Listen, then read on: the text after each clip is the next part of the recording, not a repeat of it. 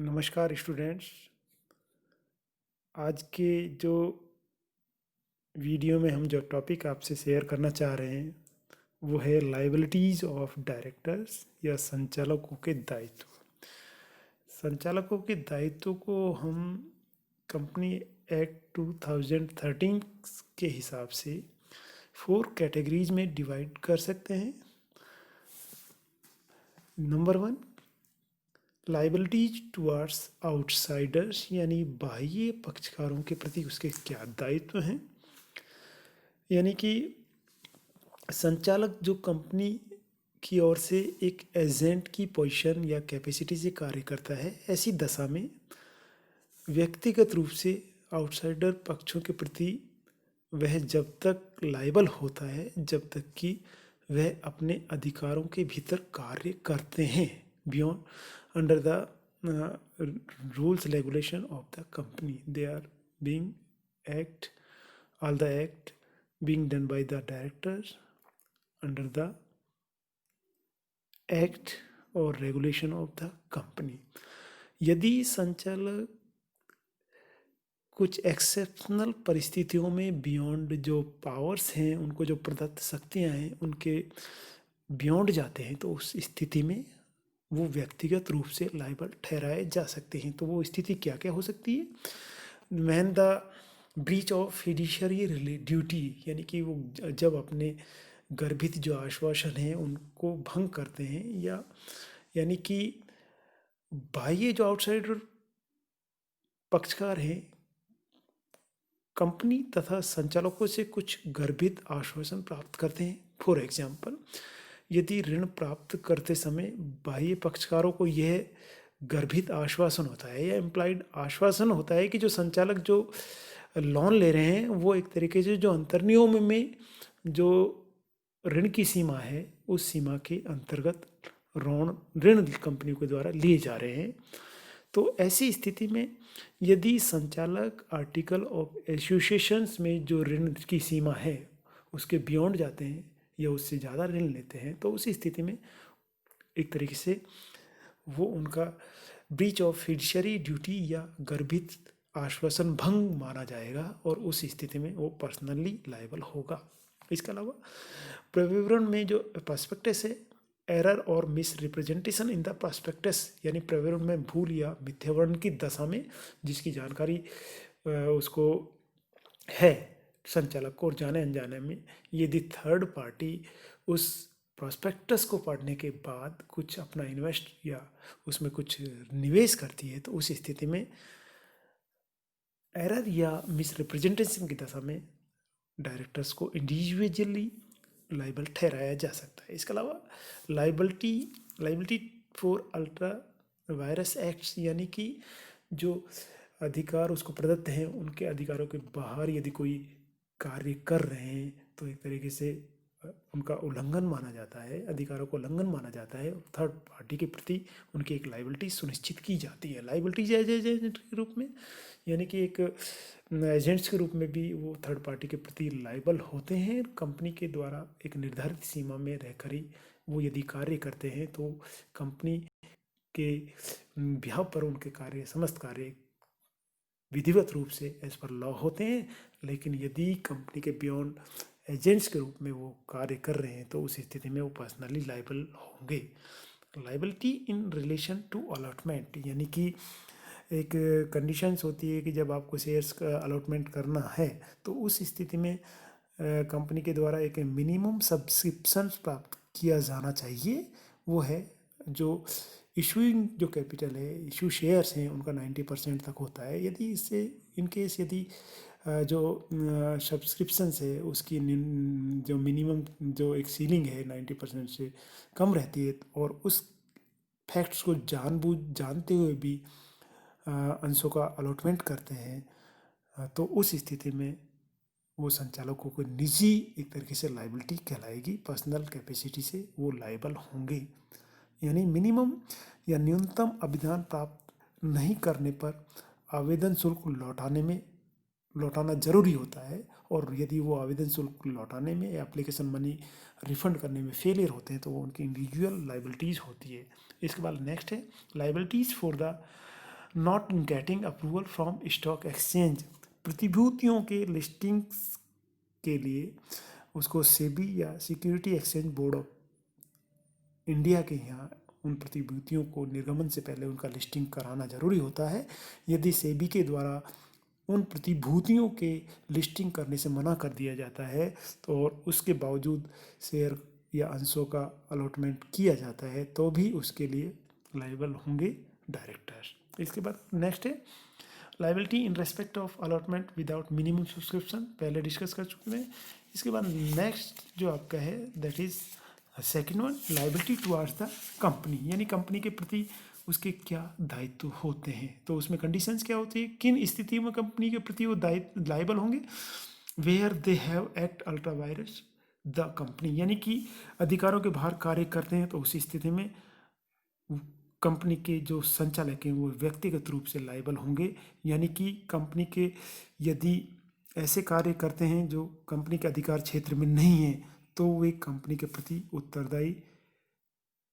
नहीं होते हैं और संचालकों के अधिकार अंतर नियमों द्वारा निर्धारित होते हैं। आर्टिकल ऑफ एसोसिएशन परमिट करते हैं, उनकी अथॉरिटी क्या होगी, उनके राइट्स क्या होंगे। यदि संचालक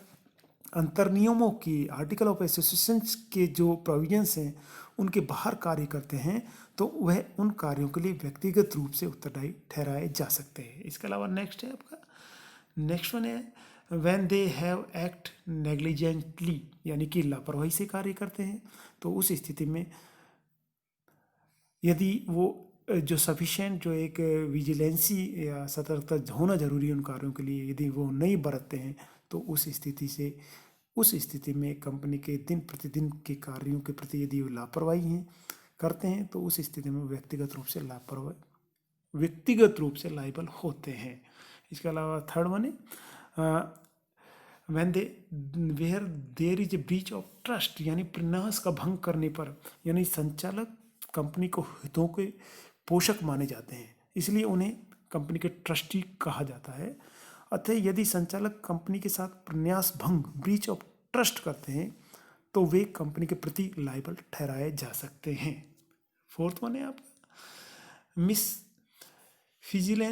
फिजिलेंस और ब्रीच ऑफ ड्यूटी, यानी कि कर्तव्य भंग करने पर या जो उनके कार्य हैं कर्तव्यों को भंग करने पर या जानबूझकर जो उनके कंपनी के प्रति जो उनके कर्तव्य हैं उनको जानबूझकर उनको भंग करते हैं तो उस स्थिति में वह व्यक्तिगत रूप से कंपनी के प्रति उत्तरदायी होगा। यदि कोई संचालक किसी व्यक्ति से ब्राइब या रिश्वत प्राप्त करता है अथवा कोई दुराचरण करता है, मिसबिहेव करता है तो इसे कर्तव्य भंग या ब्रीच ऑफ ड्यूटी और मिसफिजिलेंस माना जाता है। ऐसी दशा में से व्यक्तिगत रूप से उत्तरदायी ठहराया जा सकता है। इसके बाद कानून के प्रति उसकी क्रिमिनल कुछ ड्यूटीज़ हैं, उसकी कंडीशंस किन स्थिति में वो क्रिमिनल उसकी लाइबिलिटीज़ फिक्स होगी, यानी जब वो मिस रिप्रेजेंटेशन प्रॉस्पेक्टस करता हो या इम्पोर्टेंट जो फैक्ट्स हैं उनको छुपाता हो, concealment of important facts in the prospectus, या फ्रॉडुलेंट जो कार्य करता है या फ्रॉडुलेंट तरीके से धन निवेश करने के लिए किसी इन्वेस्टर्स को प्रोत्साहित करता है, या आवेदन शुल्क के आधिक्यों को नहीं लौटाया जाता, यानी कि जो ओवर सब्सक्रिप्शन की स्थिति में जो एक्स्ट्रा एप्लीकेशंस हैं जो आवेदक हैं उन आवेदकों की अलॉटमेंट के बाद यदि आधिक्य राशि है तो उस आधिक्य राशि को लौटाया जाना चाहिए। यदि लौटाने में त्रुटि करता है तो उसे अर्थदंड या पेनल्टी उस पर इम्पोज की जाती है। इसके अलावा अलॉटमेंट जो स्टेटमेंट है या रिटर्न है उसको फाइल नहीं करने पर उसकी पर्सनल लाइबिलिटी बनती है। इसके अलावा स्टॉक एक्सचेंज स्टॉक एक्सचेंज में जो सूचियाँ हेतु जो अलॉटमेंट हेतु जो सब्सक्रिप्शंस हैं उनका यदि वो लिस्टिंग नहीं कराता है तो उस स्थिति में यदि अंशों या ऋण पत्रों के निर्धारित समय में उनके सर्टिफिकेट्स यदि वो जारी नहीं करता है तो उस स्थिति में उसकी क्रिमिनल लाइबिलिटी होती है। पूंजी कम करने के समय लेनदारों आदि का नाम कंसील करने पर उसकी क्रिमिनल लाइबिलिटी फिक्स हो जाती है। इसके अलावा समय समय पर कुछ एक जो रिटर्न्स फाइल करनी होती हैं रजिस्टर ऑफ कंपनी को या प्रभार चार्जेज ऑफ जो मॉर्गेज है, प्रभारों का विवरण है, उन्हें भी कंपनी रजिस्ट्रार के यहाँ फाइल करना होता है। यदि उनकी फाइलिंग में कोई त्रुटि करता है तो वो क्रिमिनल। इसके अलावा एनुअल रिटर्न्स उसको फाइल करना होता है। वार्षिक साधारण सभा नहीं करने पर यदि वो इस तरीके से नेग्लिजेंसी कर रहा है, जो एनुअल जनरल मीटिंग्स है वो उसको कंडक्ट नहीं करा रहा है, तो दोषी अधिकारियों को पेनल्टी और उसको पर्सनली लायबल ठहराया जा सकता है। इसके अलावा यदि डिविडेंड्स का डिक्लेरेशन नहीं कर रहा है या डिविडेंड्स का पेमेंट नहीं किया जा रहा है, इसके अलावा प्रॉपर अकाउंटिंग जो बुक्स हैं, बुक ऑफ अकाउंट्स हैं, वो नहीं रख रहे हैं, या इसके अलावा जो एनुअल जनरल मीटिंग्स है उसमें कोई फाइनेंशियल स्टेटमेंट उसको प्रेजेंट करना है या प्रस्तुत करना है, रिपोर्ट प्रस्तुत करनी है, उसमें त्रुटि करने पर, इसके अलावा वित्तीय फाइनेंशियल स्टेटमेंट को तैयार करने में जो अकाउंटिंग स्टैंडर्ड है उनकी कंप्लाइंस नहीं करने पर वो व्यक्तिगत रूप से लायबल ठहराया जा सकता है। इसके अलावा बहुत सारी जो कंपनी एक्ट के हिसाब से जो डे टू डे जो प्रोसीडिंग्स हैं, जैसे निर्धारित सीमा से अधिक राशि का राजनीतिक दलों को चंदा दे दे तो उस स्थिति में यानी कि उसको 6 माह का कारावास, या दोषी अधिकारी को यानी कि जो राशि उसने डोनेट की है उसके 5 टाइम्स या 5 गुने तक उस पर अर्थदंड किया जा सकता है। इसके अलावा कंपनी की प्रतिभूतियों के वायदे को सौदे करना, यानी कि स्पेकुलेटिव एक्टिविटीज़ में इन्वॉल्व करना। इसके अलावा कंपनी शोधन क्षमता की झूठी जो फॉल्स डिक्लेरेशन ऑफ इंसॉल्वेंसी, यानी कि कंपनी शोधन की क्षमता की झूठी घोषणा डिक्लेरेशन करना, उस स्थिति में झूठे विवरण या डॉक्यूमेंट्स, रिपोर्ट्स या सर्टिफिकेट्स देने पर, झूठे साक्ष्य या झूठे साक्ष्य देने पर, अनुचित तरीके से कंपनी की संपत्ति को रोकना, ये सारे के सारे एक्ट एक तरीके से क्रिमिनल लाइबिलिटीज़ के अंतर्गत काउंट होते हैं। इसके बाद लास्ट वन है आपका 4th, यानी लाइबिलिटी टुवर्ड्स को डायरेक्टर्स फंक्शंस या सह संचालकों के कार्यों के प्रति भी जो संचालक है वो व्यक्तिगत रूप से लाइबल होगा। कोई भी संचालक अपने सह संचालकों को का न तो एजेंट होता है न ही नौकर है, अतः सामान्यतः कोई भी संचालक अपने सह संचालकों के कार्यों के लिए उत्तरदायी नहीं होता है, किंतु कुछ कंडीशंस होती हैं। उस कंडीशंस में संचालक को अपने सह संचालकों के कार्यों के प्रति उत्तरदायी ठहरा सकते हैं। वो क्या कंडीशंस हो सकती हैं? यदि सह संचालक अन्य संचालकों की जानकारी में कोई कार्य करता है जिसकी जानकारी उस संचालक को नहीं होती। यदि कोई संचालक मंडल की उस सभा में भागीदारी करता है जिसमें किसी सह संचालक द्वारा किए गए कार्यों का अनुमोदन किया जाता है। इसका 3rd वन, यदि संचालक मंडल या बोर्ड ऑफ डायरेक्टर्स की उस सभा में भागीदारी या पार्टिसिपेंट्स करता है जिस सभा में उस सभा के सूक्ष्म का अनुमोदन किया जाना है, अप्रूवल ऑफ मिनट्स किया जाना है, और जिसमें किसी सह संचालक के कार्यों का अनुमोदन किया गया था। यदि संचालक किसी सह संचालक द्वारा किए गए कार्य पर अपनी सहमति दे देता है, किंतु किसी भी संचालक अपने सह संचालक द्वारा किए गए कपट फ्रॉडुलेंट जो कार्य हैं, एक्टिविटीज़ हैं, कार्यों के लिए इस आधार पर उत्तरदायी नहीं ठहराया जा सकता कि उसे कपट की जानकारी स्वयं करनी चाहिए थी। यानी कि उसको अवेयर होना चाहिए कि जो डायरेक्टर्स हैं, एक तरीके से जो अन्य डायरेक्टर्स हैं वो फ्रॉडुलेंट जो एक्टिविटीज़ हैं उसमें इन्वॉल्व हैं, तो इसलिए ये ऐसे इस आधार पर उसको एक तरीके से लाइबल ठहराया जा सकता है उसके सह डायरेक्टर्स या को डायरेक्टर्स के एक्ट्स के प्रति। तो नेक्स्ट वीडियो में हम आपके सामने एक बार पुनः मिलेंगे। सभी के लिए तब तक सभी को मैनी थैंक्स। नेक्स्ट वीडियो में हम आपके सामने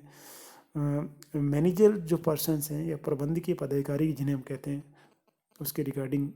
आपसे बात करेंगे। सभी को बहुत बहुत धन्यवाद।